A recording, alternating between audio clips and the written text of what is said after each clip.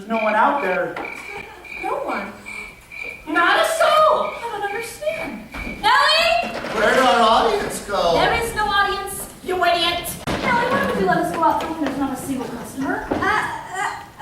Well said, Nellie. Hey, don't make fun of her voice! The show is going so well, too. Are you sure I wasn't overbearing? Nonsense, Harry. You're perfect just like every night. Oh, good. I just wanted to make sure because sometimes I feel like I get on Anyway, this... Marshall, listen, Anna, since we've stopped, could you please tell Ed not to set me on the tracks so hard? I nearly broke my tailbone last time. Hey, you try carrying you around for half the show. It gets tiring. Yeah, the last time I nearly broke my caboose. Well, I got some ointment. If you like, I could... Ed! Sorry. All right, everyone just stop. I still don't understand. We always have a full house. Well, it is our first night back since the funeral and all. What are you saying? The audience only liked John? They only came for John and not us? What are you saying now that he's dead, he's a ghost, and he's haunting the theater, and he's put a curse on us? Your chimney is clogged. My father is not haunting the theater. Anna, I'm having problems with these shoes. They're killing me. I chose those shoes specifically for you. They help with your character. I don't see how. Well, you sure are pretty little thing, ain't you? How about you, Smith? You put on the lip James. What do you say? Hey, give me my comedy music, Charles. No, Venus Illusions, stop it! James, wake up, the show is over. James! There is no James, only Eugeneer. Sorry, James. This is for your own good.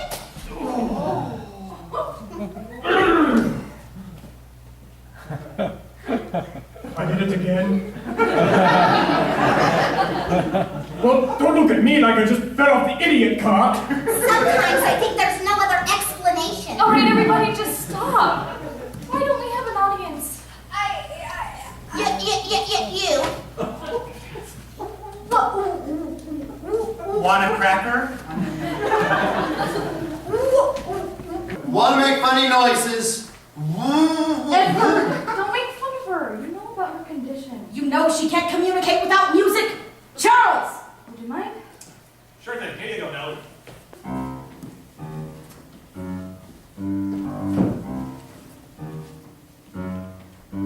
I was minding my own business, walking down the street. Perhaps a speech therapist by chance I'd meet. But standing next door was another man. He was wearing overalls, a saw in his hand. Nellie, what happened next? He was working on the place that's right next door. For years it's been empty, no shop, no store. I think that place had been condemned, but now that space is on the mend. Nellie, what happened next? He started his work and I opened my mouth, but when I tried to talk, it all went south. I just can't talk, I don't know why, but when Charles strikes a chord, it's easy as pie. Nellie, what happened next? His mouth smiled wide and without reservation, he took me inside his new renovation. Right down front, a piano inside, he sat down to play like he knew my plight. When the music starts playing in Nellie's realm, her toe starts tapping, she communicates well. Nellie, what happened next? I started to shake, rattle, quiver, and dance. The words in my mouth finally had a chance. You speak just fine when you hear those tones, but your feet speak too as you tap those toes. Show us what happened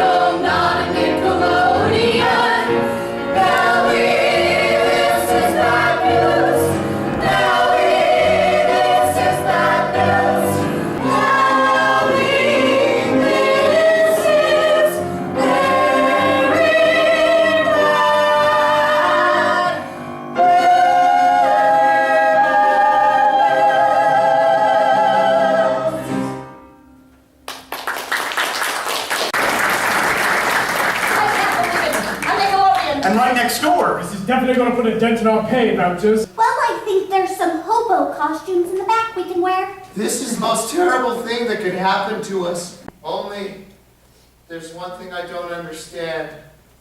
What's a Nickelodeon? There must be a lot of room on that idiot cart. And have you ever been to that kinetoscope parlor down on 42nd Street? They have all those machines where you deposit a penny, and you look in the peephole and see the photograph that moves. Yeah, I like those things. They're like optical delusions. No, that's what you see when you look in a mirror. Look, Ed. Now they can take those little moving pictures out of the machines and project them up onto a wall. So it's like a really big moving picture. Except they put out all these chairs so people can watch up on stage. So it's kind of like a theater, only a moving picture theater. Yep, that's exactly what it's like. It's a moving picture theater, only it's called a Nickelodeon. I like the sound of that. Nickelodeon.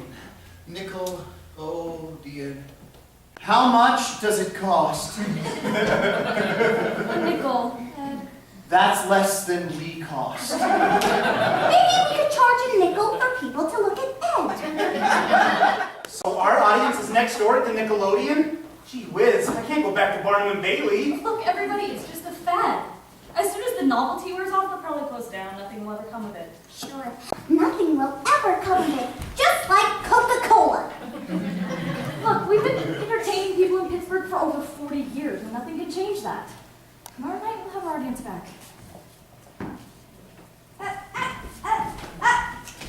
Thanks, Charles. Anna, is there anything I can do to help? Yes. Nellie, I want you to keep an eye on that Nickelodeon. Let me know if they do anything suspicious. Sure. Sure. Well, Pops, we always said that owning a theater was full of challenges.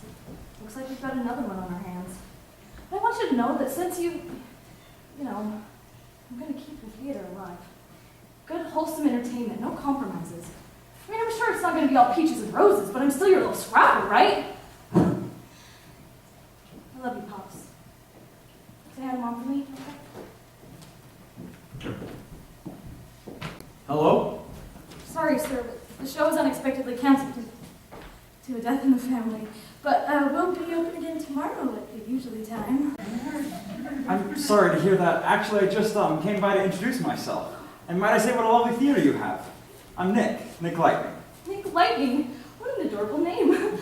You are fantastic. And you should be in showbiz because your name is so amazing. Now, what can I do for you, Mr. Lightning? Well, I just moved to the neighborhood with my business called the Lightning Bug. The Lightning Bug?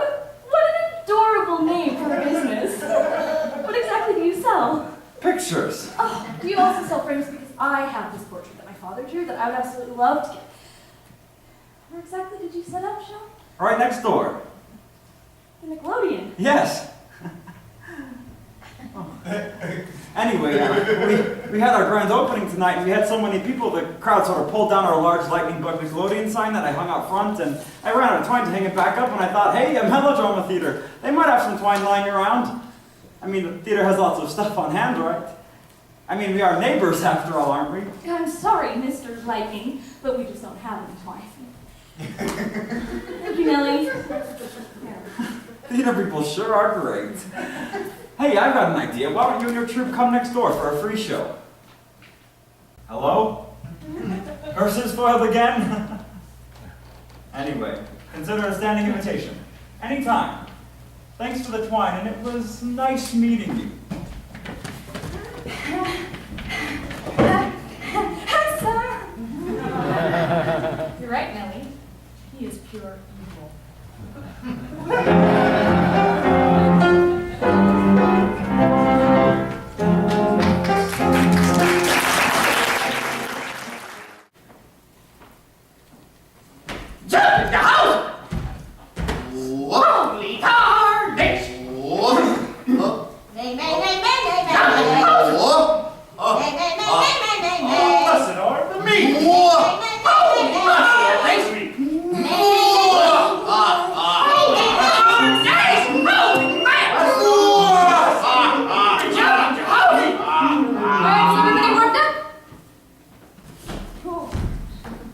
I believe I'm ready now. All right, I've got some notes before we go on for tonight's performance. The last full show sloppy.